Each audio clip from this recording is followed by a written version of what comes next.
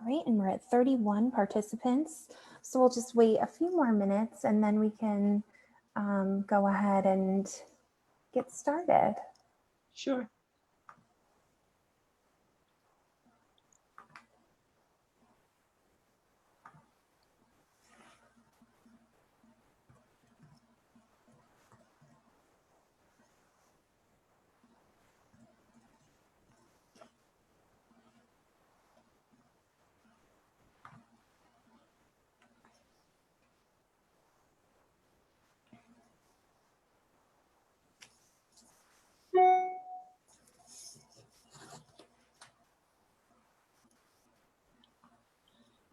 Still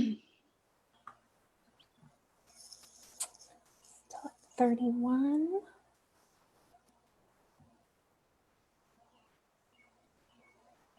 Oh, and then Janet, you already have a comment in the Q&A. Ken H. Used to teach with Todd W. at Hudson. And now Todd is outside San Francisco and says, I'm so appreciative of you sharing your story and allowing me to include some of my students. Very nice.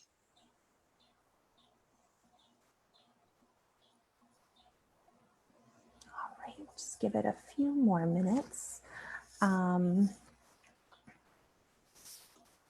see, we're at 33.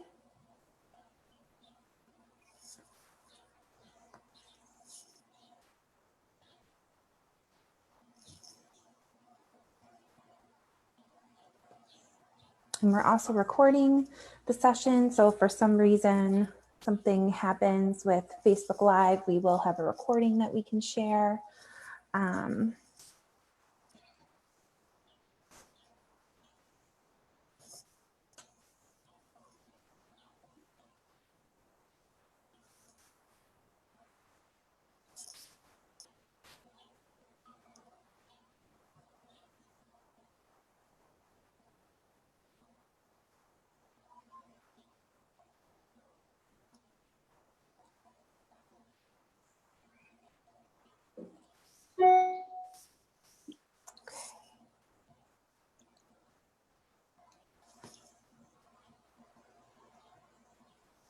All right, Janet, so it's 5 after 7. I feel like we can go ahead and get started, or I can at least start introducing you.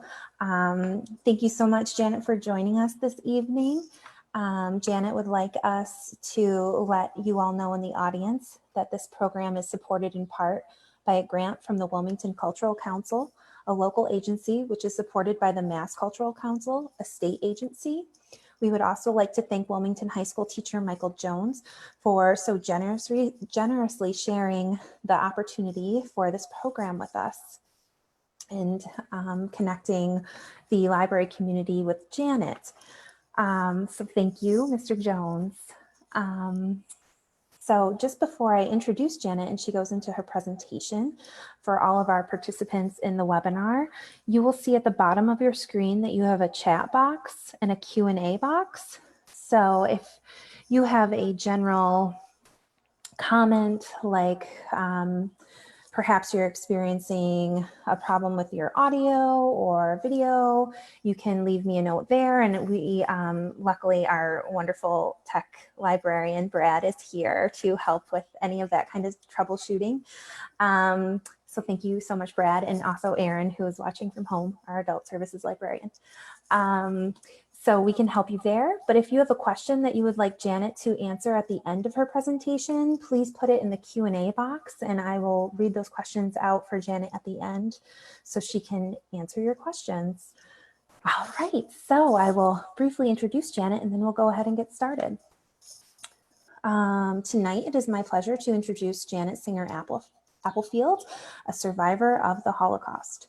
Her presentation raises awareness and understanding of the dangers of prejudice and encourages youth and adults to stand up to any kind of discrimination and injustice. Janet was only 4 years old when World War II began with the German invasion of Poland. She will talk about her experiences from pre-war years to living in Nazi-occupied Poland to the end of World War II, to freedom and coming to the United States in March 1947. Janet earned her Master's of Social Work at Boston University. As a clinical social worker, she has counseled a variety of patients from juvenile offenders convicted of hate crimes to geriatric populations. She currently provides psychotherapy and behavioral management services to nursing home patients. She has 3 children and 5 grandchildren and lives outside Boston, Massachusetts. Thank you, Brittany. Hello, everybody. So I speak to thousands of students and adults every year, and I tell the story of how I survived the Holocaust. The Holocaust was the most heinous and vicious crime in the history of mankind. As a result of World War II, between 50 million and 60 million people were killed. 6 million Jewish people were murdered because the Nazis had a particular hatred against Jewish people and they were determined to destroy all Jews of Europe. 1.5 million Jewish children were murdered. Only 11% survived, and I was one of those very lucky children. In my speaking, I hope to inspire greater awareness and understanding of the dangers of prejudice and racism. Today, I speak to you. As I speak to you, my talk will be even more impassioned because I am upset. I'm very upset. I feel sadness, disappointment, and an outrage due to the racism, inequality, and injustice we're seeing in America today. What is happening before our very own eyes is extremely upsetting. It's hurting my heart. The images of George Floyd and other Black men being killed are very difficult to look at. When we teach history, it's our hope and expectation that we will learn important lessons so that we will not repeat the mistakes from the past. Sadly, we have not learned those lessons. We must not only fight the actions of violent people, but also we must motivate the good people into action. Many of my family members were murdered due to discrimination and simply because of their religious beliefs. That is why I feel so passionate about sharing with you my story. Today, I plead with you to make a commitment to make a difference. I too accept the challenge and pledge to be an instrument of change. What I find so frightening and disheartening is that there's so many similarities of how events unfolded in Europe before World War II. So I want to tell you about myself and what happened to me and my family.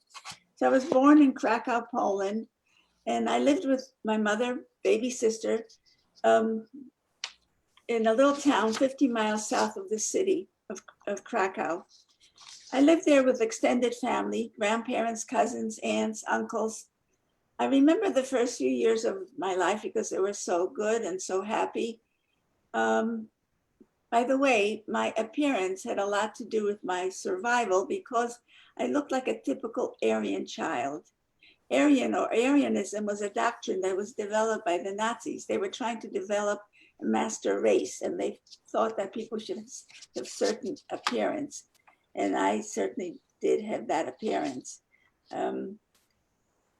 because of my, my coloring, my blonde hair and light skin and certain features. Also, my name was changed 3 different times during the war. I remember I had an uncle who had a motorcycle with a little sidecar. He used to put me in there, take me for rides, take me to the candy store. I remember the holidays, preparing with my mother and my grandmother. Well, this wonderful few years of my life ended very abruptly. September 1st, 1939, when the war broke out. I was just 4 years old. My father told me he was awake at 5 o'clock in the morning. He heard explosions. He turned on the radio and he heard the announcer say that Poland was attacked. The first few days of the war were very confusing and chaotic. People didn't know what to do or where to go. My father sent me and my mother, my baby sister, to my other grandparents' home. When we arrived there, everybody was packing up their belongings and running away from the fighting, heading eastward toward Russia. My grandfather packed some of our things onto a horse and wagon, and we started to drive out of town. I remember that ride. I was just 4 years old, but I do remember because it was so frightening. There were planes overhead shooting at us. We had to jump off the wagon and we had to hide in a ditch and wait till the shooting stopped. I remember seeing an airplane that was burnt and it shot down and it exploded. Sometimes roads and bridges would be out and we had to travel across the river on foot. And after several days, or actually around 2 weeks, we arrived at our destination. In the meantime, my father and my uncles tried to join the Polish army to fight the Germans, but Poland was defeated in 1 month's time. When that happened, my father and my uncles joined this caravan of people that was constantly streaming out of Poland into Russia. There were approximately 200,000 Polish nationals that crossed the border. When my father first arrived, he had no idea where we were. Communication in those days was difficult. Not too many people had telephones, and of course there were no cell phones.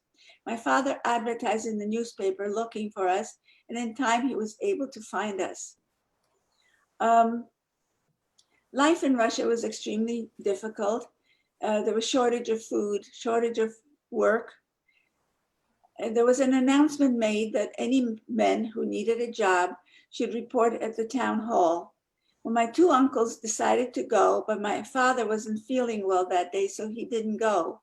When they arrived there was a marching band playing.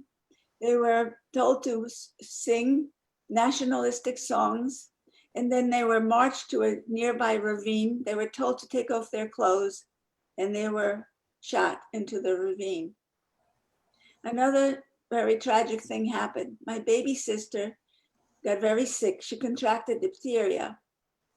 Of course, it was wartime, so there was no treatment, and my baby sister died. She was just 18 months old. After we were in Russia for several months, there was an order issued that all these Polish nationals, in order to be allowed to stay and work, had to take out Russian citizenship. Well, my parents were afraid to do that. Their thinking was that when the war would be over, they wouldn't be able to go back to Poland and get their property back. So we returned back to Poland. My grandparents stayed, and 1 aunt and uncle stayed. And the people who stayed, they were put onto trains and sent off to Siberia. Siberia is a region of Russia where the conditions and the weather is very harsh, and they were sent to slave labor camps. My grandmother died there. When we arrived back in our town, all the Jewish people were forced to live in a ghetto. A ghetto was a neighborhood that the Nazis selected. They made all the people who lived there move out and all the Jewish people move in. The ghettos in big cities had high cement walls with barbed wire and guarded entrances. This ghetto was open. It didn't have any walls around it. We lived in a little town. All the Jewish people were forced to wear armbands to identify themselves as Jews. Every day there were roundups of people. They were either taken to a local cemetery and shot, and some people were sent off to slave labor camps. My parents, well, one time I remember the Gestapo, the secret police, came to our apartment. They were searching for valuables, money, jewelry, furs, art. They took whatever they wanted. My parents were afraid because he heard that the Gestapo, the secret police, was looking for my father. So they decided that we would try to escape. So one night we left the ghetto, we took off our armbands and we went to the train station. Train stations were notoriously dangerous because that's where frequently the plainclothes Gestapo would be. But we managed to take a train and we ended up in another town where my mother had relatives. When we arrived there, it was a very similar situation because the Nazis were so well organized. My parents once again thought we would try to escape. So one night, my father got a horse and wagon. It was August 1942, very bright night. The moon was out. We started to drive out of town, but we did not get very far when suddenly in the distance, we saw Polish police approaching on horseback. We jumped off the wagon and we started to run. You might wonder, why would we be afraid of the Polish police? The reason for that was that Poland was a very anti-Semitic country. They were very prejudiced against Jews. And often the Polish police would cooperate and collaborate with the Nazis. So we started to run and we ended up in some fields where potato plants were growing. We tried to hide, but of course, potato plants are short. So it was very soon that they found us, they beat us up and they made us return. And at that point, my parents realized that there was nowhere to go, no place to hide, no place to run. They were desperately trying to find someone who'd be willing to take me and hide me. They were able to convince a woman. Her name was Maria. Maria was a nanny to one of my cousins. They pleaded with Maria to take me, and she agreed. So one day my parents sat me down and explained that I was going to go with Maria, and that I should be good, I should listen to her, and that we would be reunited soon. So I left with her.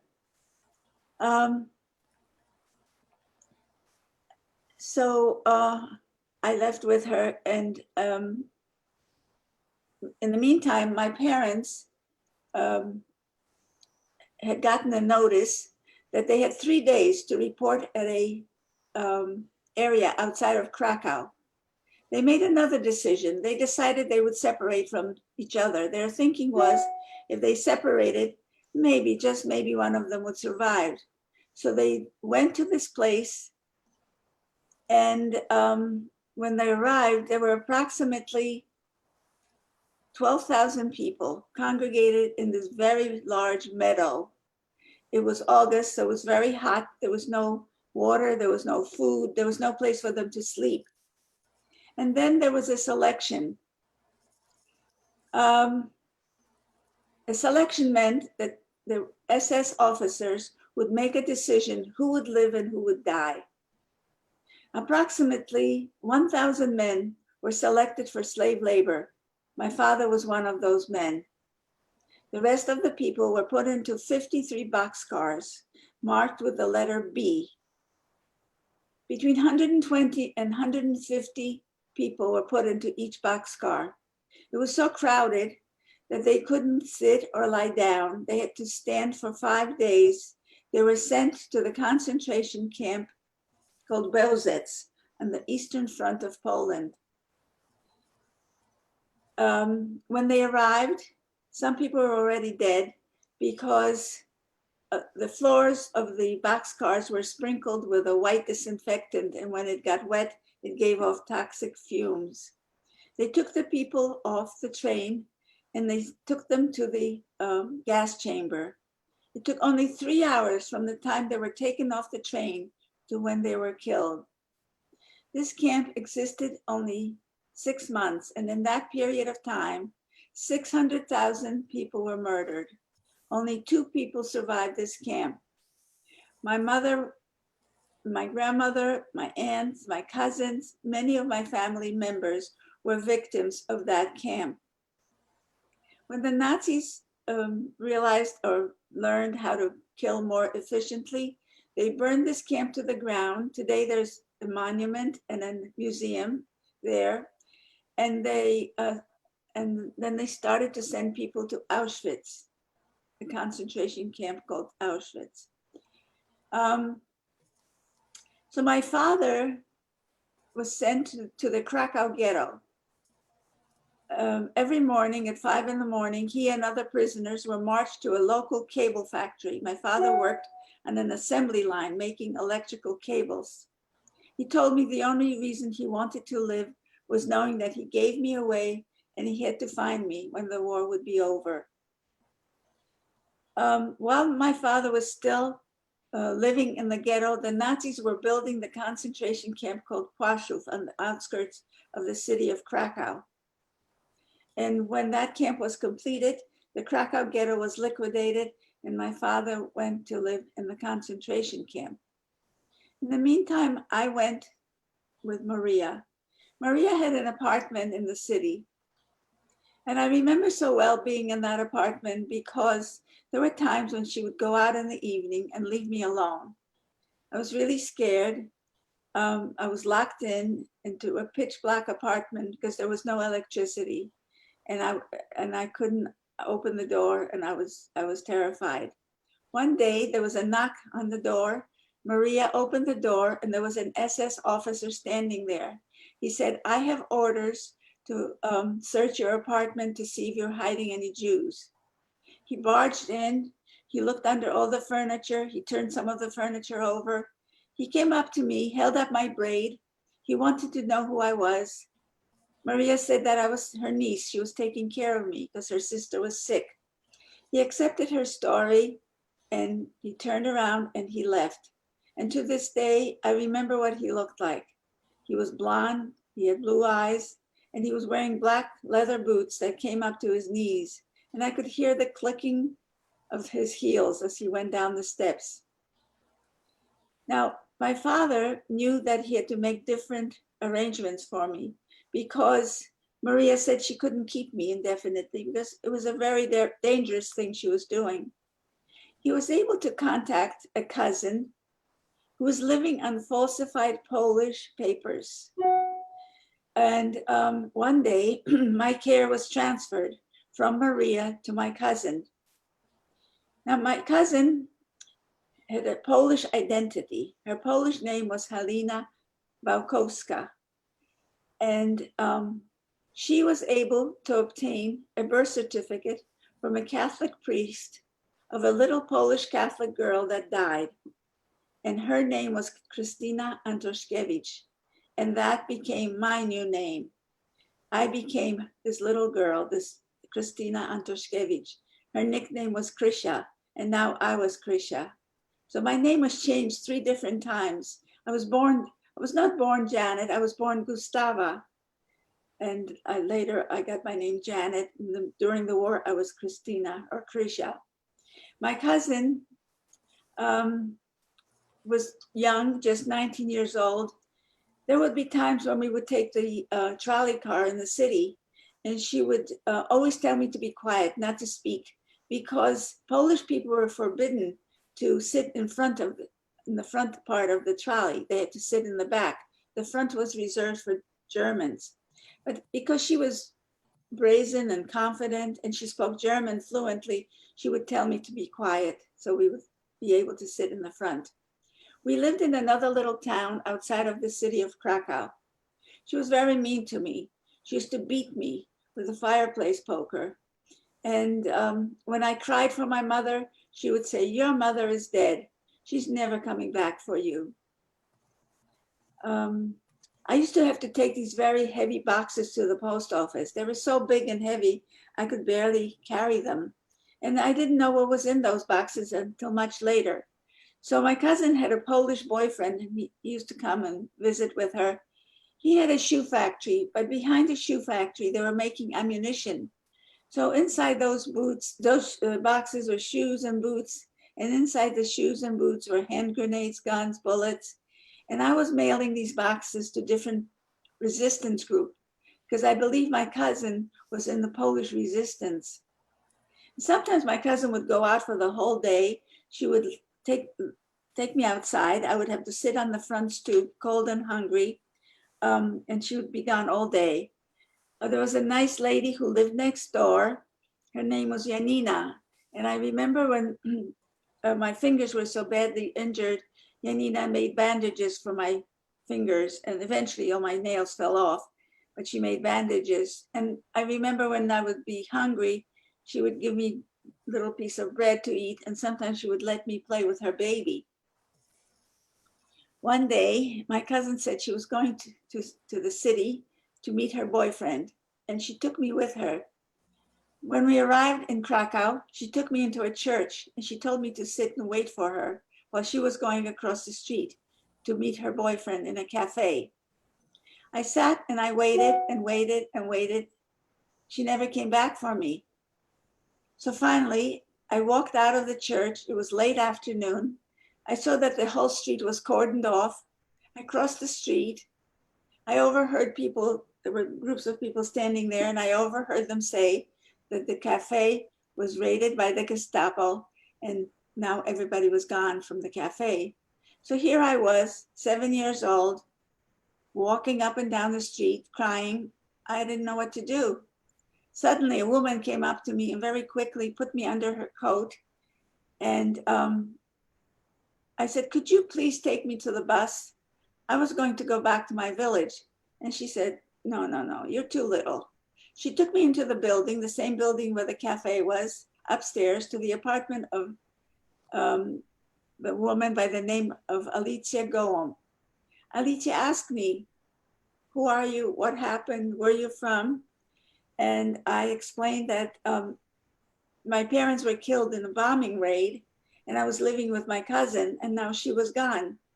Alicia said I could stay there, but actually I couldn't stay in that particular apartment for 3 reasons.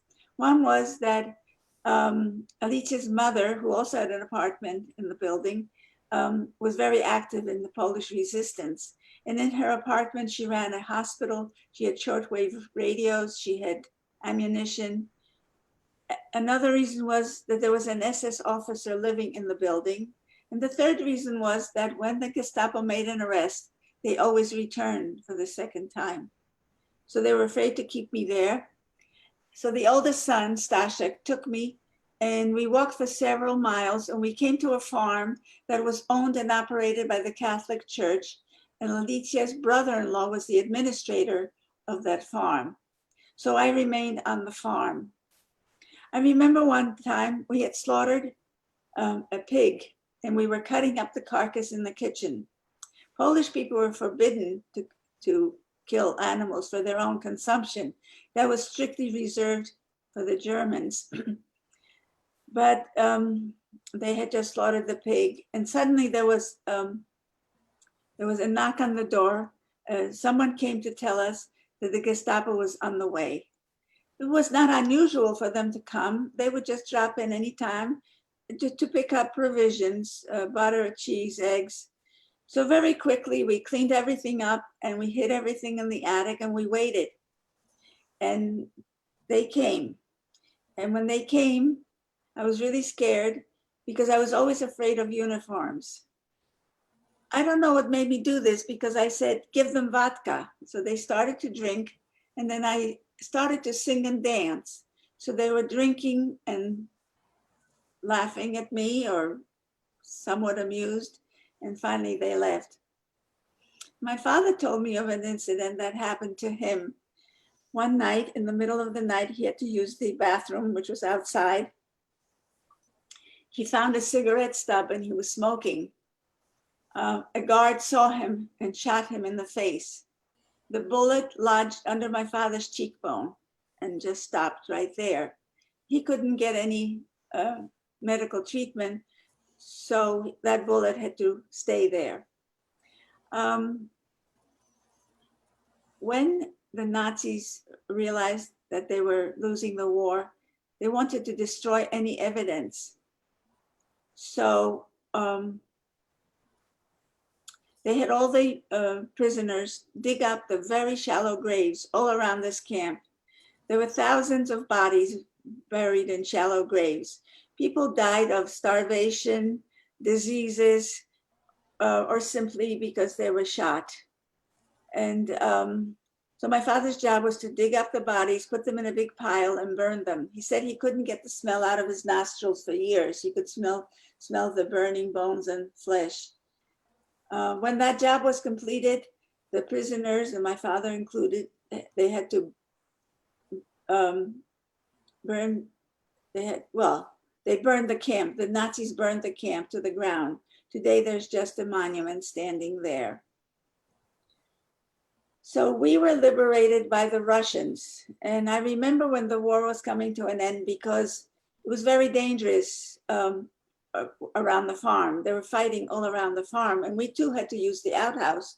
So we were risking our lives when we went outside. And it was finally decided that it was so dangerous that we left the farm and moved back to the city.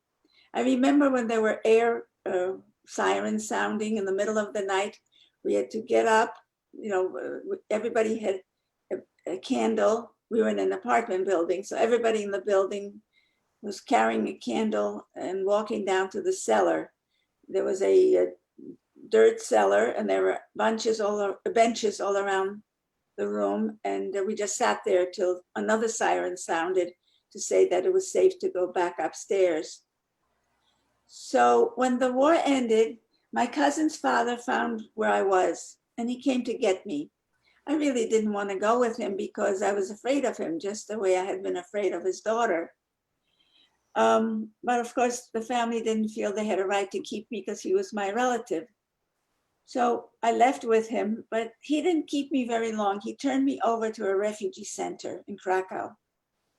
So I was 10 years old when the war ended, and I was in this one big room with about 70 children like myself, some little older, some younger. Every day there were lists posted on the wall with names of survivors. Along came a woman, her name was Lena. Lena came every day looking at the list, searching for her daughter and husband and other family members. And she came across this room full of children, and she made a decision that she had to do something for the children. So in time, she was able to open 2 orphanages. I remember the night we left for the orphanage. We had to leave in the middle of the night because there were men and women picketing in front of the refugee center, carrying hateful slogans saying that we all should have been killed. So we climbed into the trucks. One of the trucks was for the children who had tuberculosis and other infectious diseases, because the Polish hospitals refused to take Jewish children.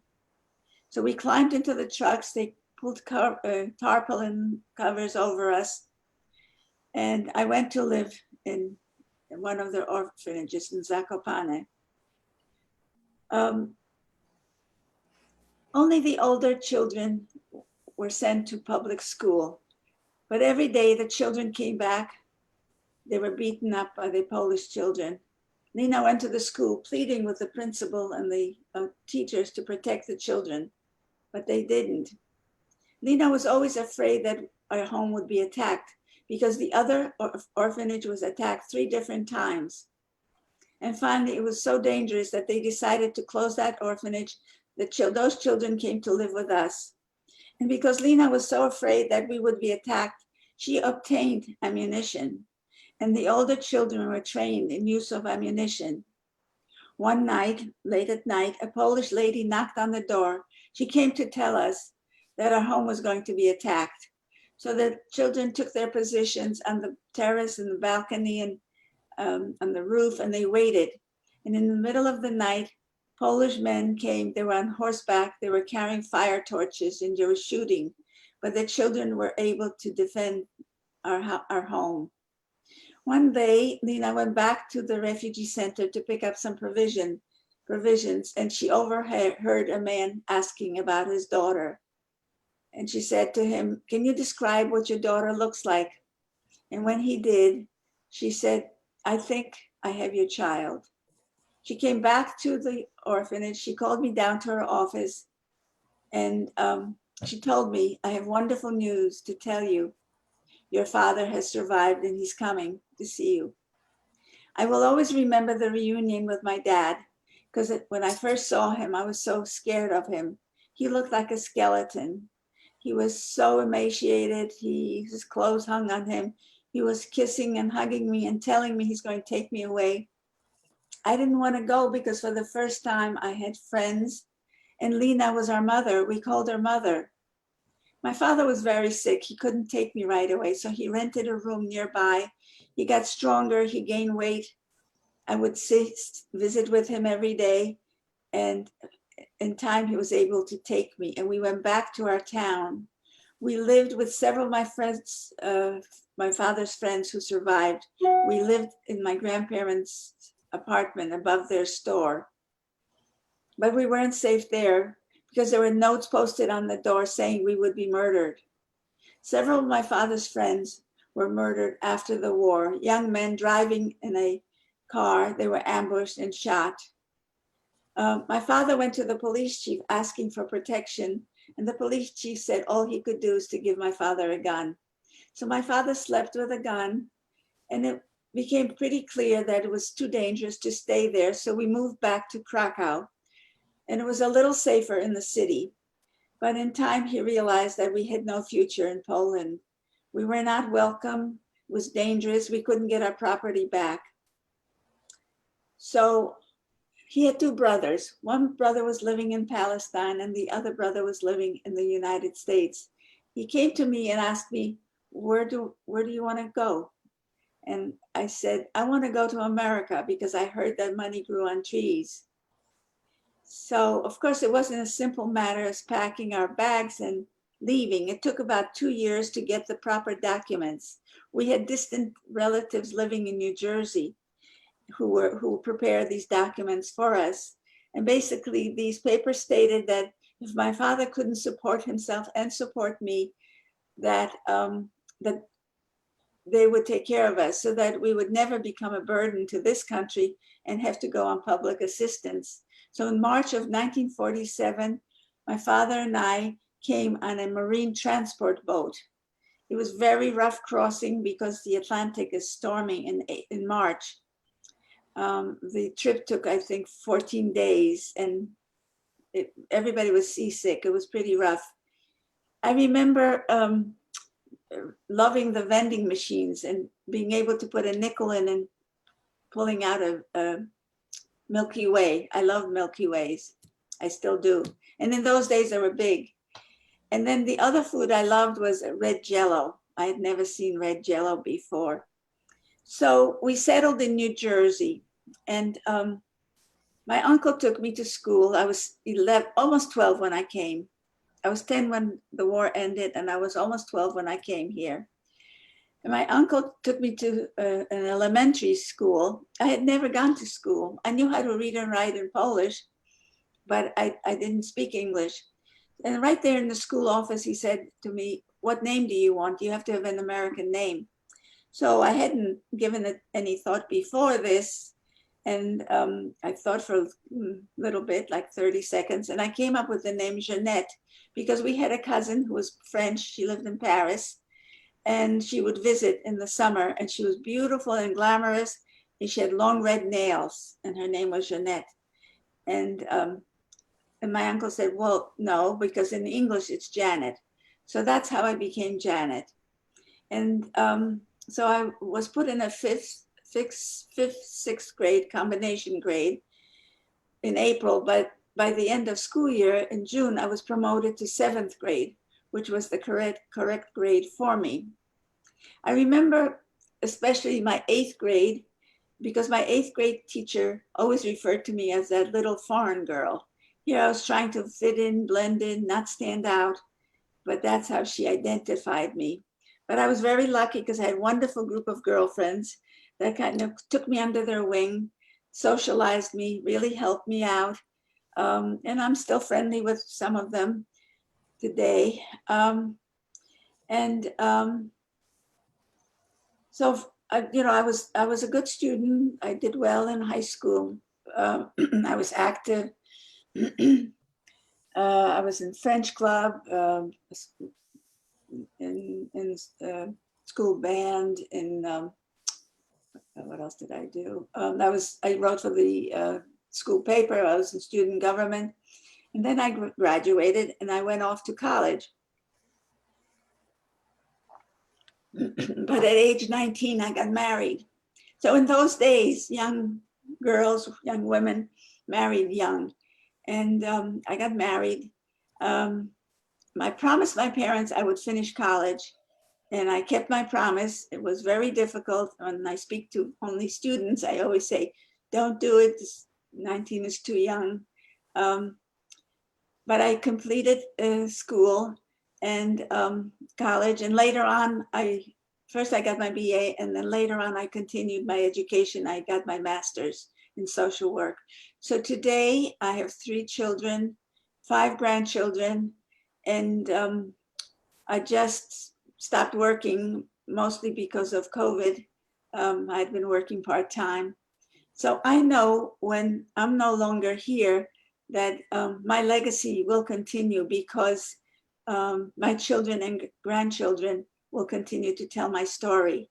And I have a special favor to ask of all of you. I hope that you will be able to tell my story to those who have never heard me speak. I am a witness of history, and now that you have heard my story, you all are witnesses. So the people, I often think about the people that saved my life because they were so courageous, so generous. They were the true heroes. They risked their lives. They didn't have to do what they did. Their action didn't just save one life, they saved future generations. So this has made me realize the importance of the choices and decisions that we make. Because even the smallest acts of kindness have a ripple effect.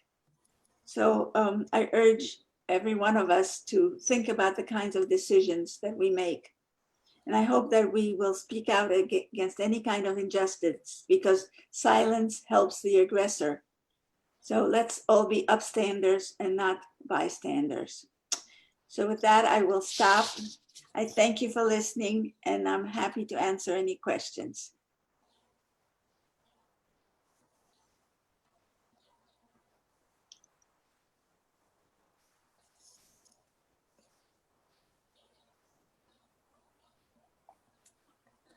So Janet, I stopped sharing your presentation, if that's okay. And then we have quite a few questions. Sure. So some of the first that came in are asking, how did you acquire so many of your family's photos? What a precious keepsake. So in those days, people did take a lot of photos. So some of the photos were saved by my grandfather, who survived in Siberia, and he returned. And some of the photos were sent to my uncle in Palestine, now Israel. And so that's how I have the photos. But I'd like to add something else. So in 2012, I was contacted by a young Polish historian who was doing her, studying for her PhD and studying the Holocaust. And she found me on the internet. And since that time, we have become very close. She has done a lot of research on my family. And for that reason, I have a lot of details of what happened to my family members.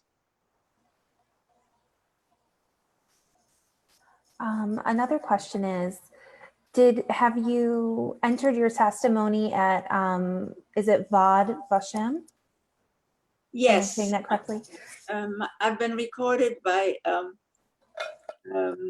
Shoah Foundation, and I've had, there's quite a few recordings of my story, including Yad Vashem.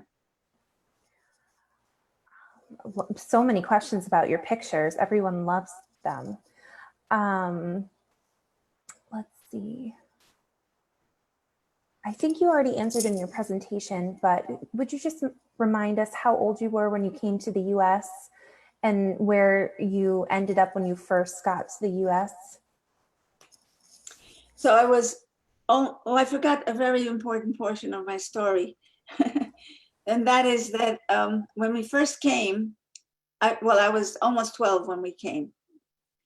I turned 12 in June and we came in March. And but we had a very serious issue. We came on a 90-day visitor's visa. In 90 days, we had to leave, and we had another visa to go to Venezuela. The only way we could remain in this country is if my father married an American citizen. So the family looked around and they found him a wife. So I had a new stepmother, new name, new appearance, new friends, new language. Everything was new.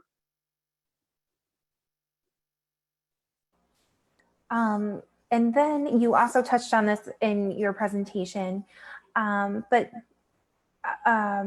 there is a question about how you felt you were treated in the US. How was your experience when you first arrived? I was very fortunate because I wasn't bullied or I wasn't teased, and I was accepted. And as I mentioned, there was a nice group of friends that really took care of me. So I was lucky. I came upon anti-Semitism later in life when I met a denier, which was a very painful experience talking to a person like that.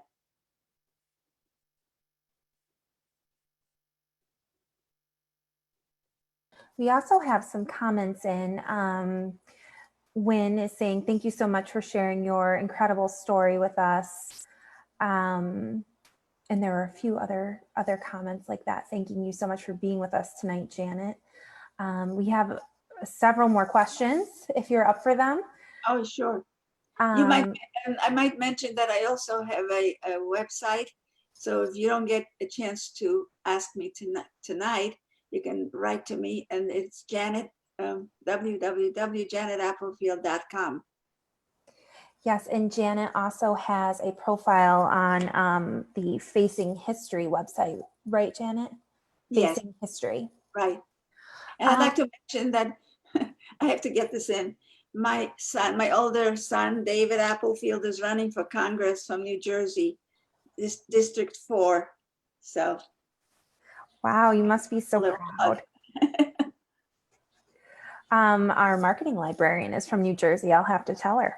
Okay. If given a seat at the table with the Polish president, how would you advise him to proceed with the rise of anti-Semitism in Poland? That was a question. Mm-hmm. Wow.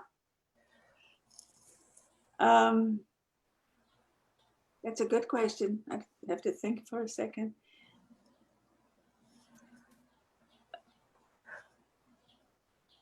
Not to interrupt you while you're thinking, but there was a related question asking if you have gone to Poland since. Yeah. So that's an easier question. I'll go for the easier one first. Yes, I've been back to Poland 4 times. Each time the experience has been different. It's been, some of the trips were very difficult, but I met the family that saved me, and each time I've visited with them, and they're incredible people. And I've spoken in Poland, and at the church where I was abandoned, at the museum, at the town hall in my town. So, and what I found out in one of my last trips was that there's very small Jewish population in Poland today. There are some Jewish people, and those people, when they have children, they don't tell their children till they're 12 years old that they're Jewish, so it will allow them to make their own decision whether to reveal it or not. So the situation in Poland is pretty difficult right now. It's very conservative government, and it is there's racism and all kinds of religious bias. What would I tell the president?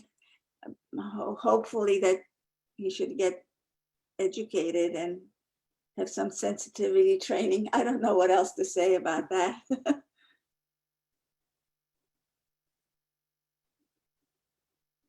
So just a follow-up to the last question.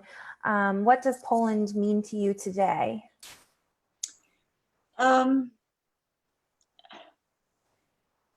There's a lot of pain there, thinking about it.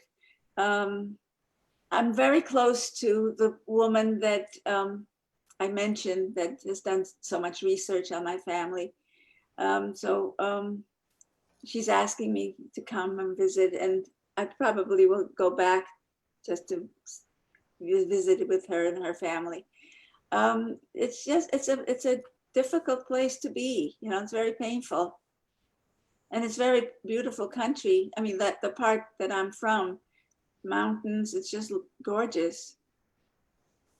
And of course, there are a lot of wonderful people there, so.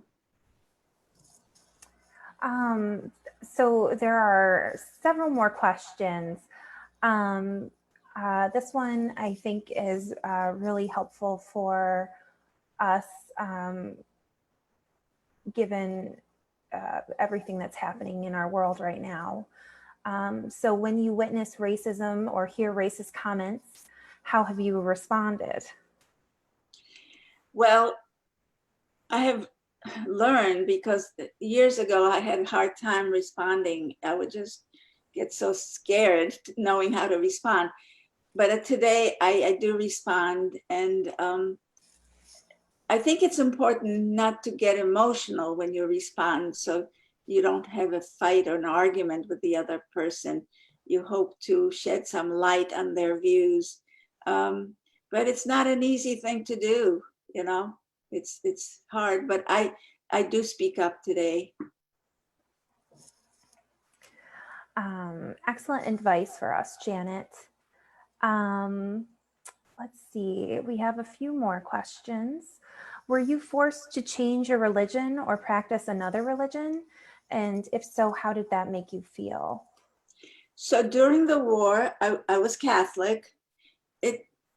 It's really even surprising to me that I was able to keep a secret, that I always knew I was Jewish. I always knew that, but I knew that I had to keep it a secret. So I was brought up Catholic. I was going to church. I had a first communion, and I was so little. I just did what I was told to do. I didn't have, obviously, I couldn't have full understanding of what was going on.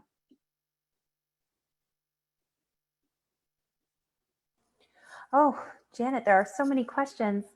Having resided in or near Krakow, did you have any friends or neighbors who were employed and saved by Schindler? Who or what? I missed the last. Who were employed or saved by Schindler?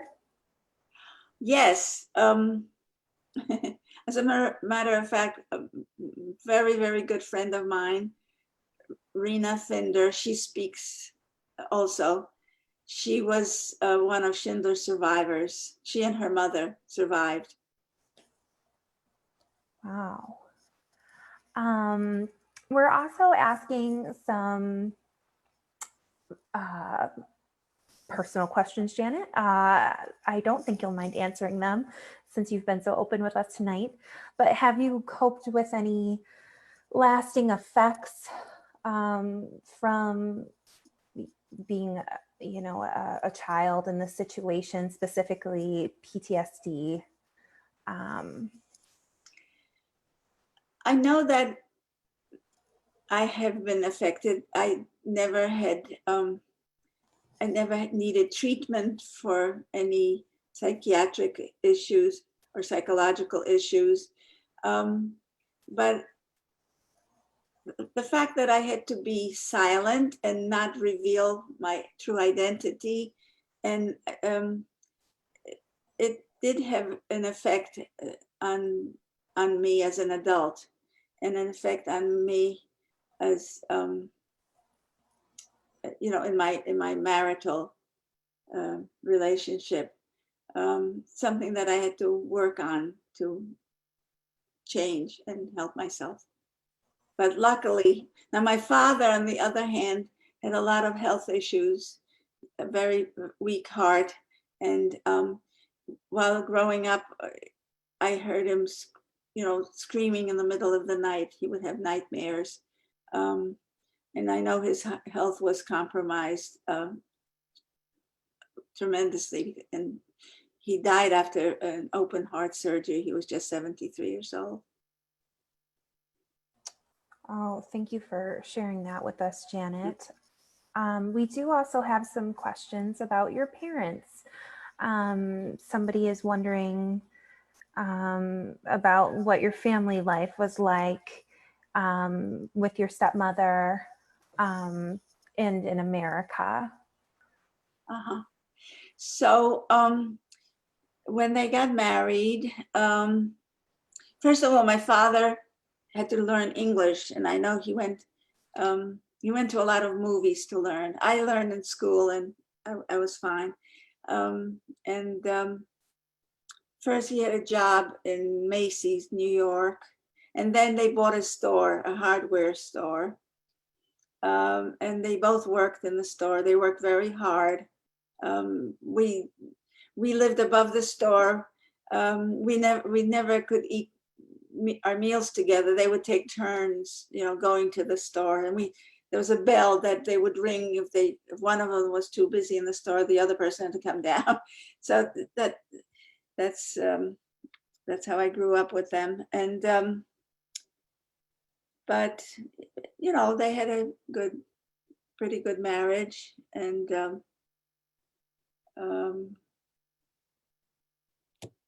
that was it. So someone is asking, would you be able to share a few people that you've shared your story with, where you've told your story, maybe just where you've presented, I think is the question, or maybe what schools? I know this is all available